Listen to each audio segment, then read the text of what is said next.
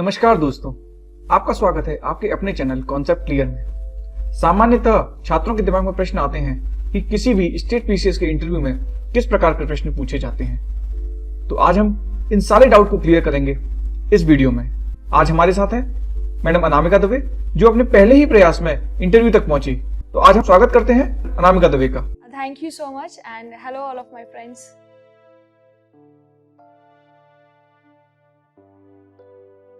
मेरा जो UP PCS का पहला प्रयास था वो 2013 में था। जस्ट आफ्टर पीजी मैंने ये प्रयास दिया था अपना, और इसका जो इंटरव्यू हुआ था वो लगभग 2 साल का समय लग गया था उसका इंटरव्यू होने तक। तो ये लगभग 2014 एंड और 2015 स्टार्टिंग में मेरा इंटरव्यू हुआ था।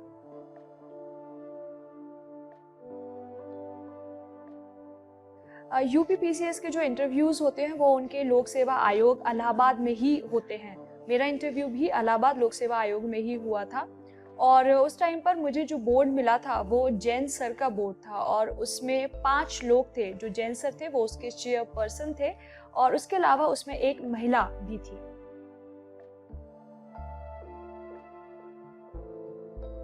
जी, शायद ये चीज़ 2013 से ही शुरू हुई थी जहाँ तक मुझे पता है।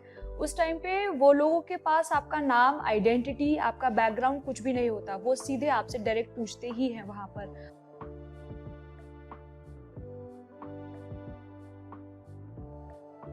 जी, तो जैसे कि मैंने बताया कि सबसे पहले तो उन्होंने मुझसे पूछा था कि what are you doing now, कि अब आप क्या कर रही हैं। तो मैंने जैसे उनको बताया कि मैंने अभी जस्ट अपना पोस्ट ग्रेजुएशन कंप्लीट किया है और अब मैं कॉम्पिटिटिव एग्जाम्स की प्रिपरेशन कर रही हूँ। तो उन्होंने मेरा क्या कहते हैं पोस्ट ग्रेजुएशन का सब्जेक्ट पूछा, जो कि मेरा फिजिक्स था। तो उन्होंने बहुत सारे क्वेश्चंस मुझसे फिजिक्स के पूछे। जैसे उसमें से एक क्वेश्चन जो मुझे याद है, कुछ क्वेश्चंस, तो वो एक था उसमें कि व्हाट इज़ टाइम, टाइम क्या है, आप कैसे डिफाइन करेंगी। उसके बाद जब मैंने आंसर किया, उनको टाइम के बारे में बताया थोड़ा सा, तो उससे रिलेटेड उन्होंने फिर क्रॉस क्वेश्चंस किए। फिर उसके बाद उन्होंने मेरे से आर्किमिडीज प्रिंसिपल से रिलेटेड क्वेश्चन पूछा। डायरेक्ट नहीं पूछा उन्होंने, उसका जो प्रैक्टिकल फॉर्म है उस स्टाइल में पूछा कि अगर कोई चीज़ होती है, कोई चीज़ डूब जाती है, कोई चीज़ नहीं डूबती है, तो आप कैसे उसको डिफाइन करेंगी। तो ऐसे करके उन्होंने मुझसे 2-3 फिजिक्स के क्वेश्चन पूछे।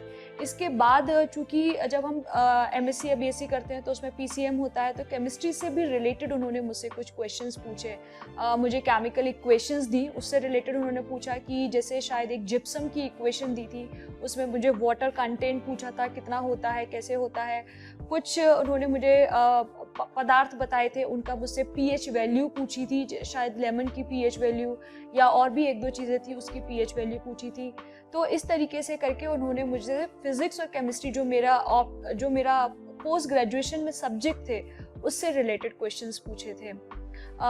फिर उसके बाद उन्होंने मेरे से जो ऑप्शनल सब्जेक्ट, जैसे कि मैंने ऑप्शनल सब्जेक्ट लिए थे ज्योग्राफी एंड हिस्ट्री, फिर उन्होंने धीरे धीरे करके उनसे रिलेटेड क्वेश्चंस मुझसे पूछना शुरू किए। अगर मैं ज्योग्राफी की बात करूं तो ज्योग्राफी से उनके जो क्वेश्चंस थे, उसमें से जो क्वेश्चन मुझे याद है वो एक था कि आप जो हिमालय की जो नदियां हैं, जो आपने शायद पढ़ी होंगी कि एंटीसीडेंट और प्रीसीडेंट नदियां होती हैं, वो कौन कौन सी हैं, कैसे हैं। और उसके बाद आप कैसे बताएंगी कि सरस्वती जो नदी है वो एग्जिस्ट करती थी पुराने टाइम पे, क्या क्या आप उसके प्रूफ दे सकती हैं एज अ ज्योग्राफी, अगर आपने ऑप्शनल पढ़ा है। तो इस तरीके के क्वेश्चंस उन्होंने मुझसे पूछे थे। मॉनसून से रिलेटेड भी क्वेश्चंस कुछ उन्होंने मेरे से पूछे थे। इसके बाद अगर मैं बात करूँ हिस्ट्री ऑप्शनल की, तो हिस्ट्री ऑप्शनल से मेरे से बहुत ज़्यादा क्वेश्चंस नहीं उन्होंने पूछे थे। एक क्वेश्चन एक मेंबर ने मेरे से पूछा था, वो रिलेटेड था कि जो हम ईद मनाते हैं वो हम कौन से मंथ में मनाते हैं। तो बेसिकली जो उर्दू के जो मंथ होते हैं, जैसे कि इंग्लिश के मंथ होते हैं, हिंदी के मंथ होते हैं, ऐसे ही जो उर्दू के मंथ होते हैं वो मेरे से पूछना चाह रहे थे। इसके बाद यहाँ पर मैं एक और हिंट देना चाहूँगी, क्योंकि मेरा मीडियम इंग्लिश था and I was completely giving answers in English medium only, so they were just interrupting me again and again कि madam give answers in Hindi also. तो ऐसा नहीं है कि अगर आपका मीडियम इंग्लिश है तो वो आपको हिंदी में बोलने के लिए नहीं कह सकते। आप बिल्कुल प्रिपेयर होके जाइए कि आपसे वो हिंदी में भी क्वेश्चंस पूछ सकते हैं और आपको हिंदी में भी उनसे बात करनी पड़ सकती है। तो ये इम्पॉर्टेंट बात थी, मैंने सोचा आपके साथ मैं शेयर करूं। इसके बाद एक फीमेल कैंडिडेट थी, उन्होंने मुझे सिचुएशनल क्वेश्चंस भी दिए। ऐसा नहीं कि आपसे सिर्फ टू द पॉइंट क्वेश्चंस पूछे जाते हैं, सिचुएशनल क्वेश्चंस भी पूछे जाते हैं। उन्होंने मुझसे पूछा कि अगर आप सपोज करिए कि आपका जो सीनियर जो भी आपका ऑफिसर है वो आपके काम से ज़्यादा आप में इंटरेस्टेड है और आपको जो उनकी चीज़ें हैं वो पसंद नहीं आ रही हैं, उनका बिहेवियर आपको अच्छा नहीं लग रहा है, तो आप क्या स्टेप उठाएंगी। तो मतलब कि विमेंस को जो नॉर्मली आज के टाइम में एक प्रॉब्लम्स फेस जो करनी पड़ती है सोसाइटी में, तो उन फीमेल मेंबर ने मेरे से वो क्वेश्चन भी पूछा। इसके बाद she also asked me about the Vishakha guidelines, जो कि sexual harassment of at work place के लिए ही बनी हुई है, तो उससे रिलेटेड भी उन्होंने मेरे से क्वेश्चन पूछा। एक बहुत इंटरेस्टिंग क्वेश्चन था और उस पर मेरी उनसे जो आंसर हुआ था वो भी बहुत इंटरेस्टिंग था, तो वो भी मैं आपको बताऊंगी। कि उन्होंने मेरे से ये भी पूछा कि अगर आप चाहती हैं कि विमेन को रिजर्वेशन मिलना चाहिए या नहीं मिलना चाहिए, तो उस पर जो मैंने प्रतिक्रिया दी उस पर मेरी उनसे काफ़ी आर्ग्यूमेंट हुआ। तो एट द एंड वो चीज़ अच्छे से ख़त्म हुई।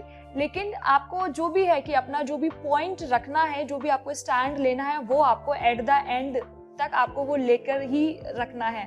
ऐसा नहीं है कि आप अभी कुछ बोल रहे हैं फिर बाद में कुछ और बोल रहे हैं। तो अपने स्टैंड पर आप क्लियर रखिए, तो आपका इंटरव्यू अच्छा जाएगा और आई होप वो भी इम्प्रेस होंगे।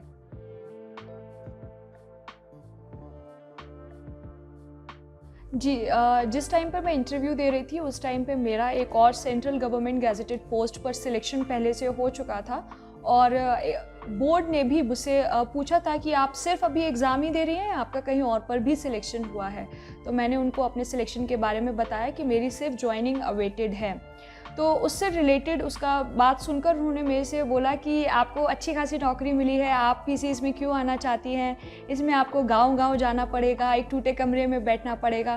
तो वो मेरा एक पैशन देखना चाहते थे कि मैं कितनी शिद्दत से चाहती हूँ पीसीएस में नौकरी करना या लोगों के लिए काम करना। तो यहाँ पर भी आपको जो अपना स्टैंड है वो एकदम से क्लियर रखना है कि आप कितना डेडिकेटेड हैं और कितने पैशन के साथ आप यहाँ पर काम करने के लिए तैयार हैं। इसके अलावा एक काम और आपको करना है कि आपकी जो प्रेफरेंसेस हैं वो आपको पहले से बनाकर रख लेनी है कि आपको फर्स्ट नंबर पे आपको कौन सी पोस्ट लेनी है, सेकंड पे कौन सी, थर्ड पे कौन सी। क्योंकि आपसे वो इंटरव्यू में आपकी जॉब ये जो प्रेफरेंसेस हैं पोस्ट की वो पूछ सकते हैं और इसके पीछे का जो रीज़न है वो भी आपको एकदम से लॉजिकल रीजनिंग के साथ आपको तैयार रखना है। क्योंकि आप कुछ भी वहाँ पे नहीं बोल सकते कि मेरे को ये पोस्ट जो है वो ऊपर क्यों चाहिए, वो नीचे क्यों नहीं चाहिए। ओके, तो आपको वो जो प्रेफरेंसेस हैं with your proper logical reasoning वो आपको तैयार कर रखनी है।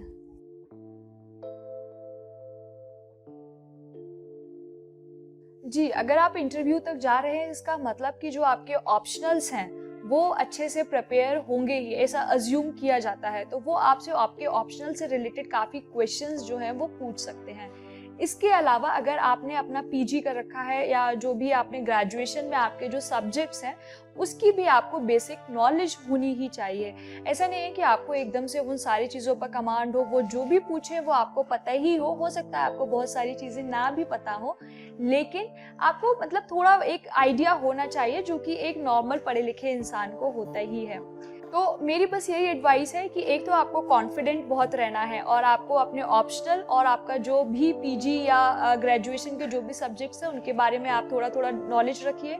जनरल अवेयरनेस से रिलेटेड जो भी क्वेश्चंस हैं वो रखिए और बहुत ही अच्छे कॉन्फिडेंस और एक स्माइल के साथ आपको जो भी आंसर पता है उनको पुट फॉरवर्ड कीजिए। और अगर आपको कोई भी आंसर या कोई भी चीज़ नहीं भी आती है या आप नहीं अपनी उस पर राय देना चाहते हैं तो उनको बड़े हम्बली आप डिनाई भी कर सकते हैं। ठीक है, तो बस आप अच्छे से उनको आंसर देंगे और करेंगे तो मुझे नहीं लगता कि इंटरव्यू पैनल में आपको कोई भी दिक्कत आने वाली है, क्योंकि वो लोग बहुत ही कोऑपरेटिव होते हैं।